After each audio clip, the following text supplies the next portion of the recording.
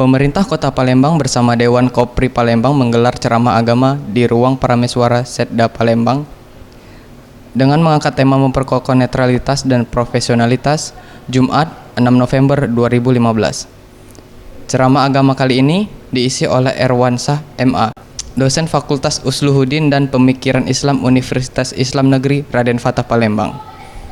Dalam ceramahnya, ia menyampaikan manusia dalam bekerja harus bisa menghargai waktu.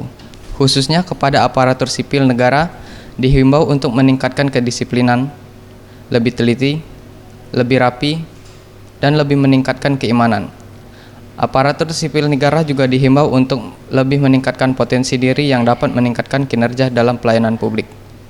Menurut Suripto, Sekretaris Dewan Pengurus Korpri Palembang menjelaskan, dengan adanya kegiatan ini, para aparatur sipil negara di lingkungan pemerintah Kota Palembang dapat meningkatkan kedisiplinan dan etos kerja. Dan semangat ayo kerja harus tetap tertanam di setiap aparatur sipil negara pemerintah Kota Palembang. Semangat ayo kerja itu terus dicanangkan kepada PNS khususnya. Pada kesempatan ini, Korpri juga bekerja sama dengan PT Taspen memberikan secara simbolis penghargaan Korpri Purna Bakti kepada 5 pensiunan PNS. Jevan Yudiarta, Ferry Jati Nugroho, Sriwijaya TV.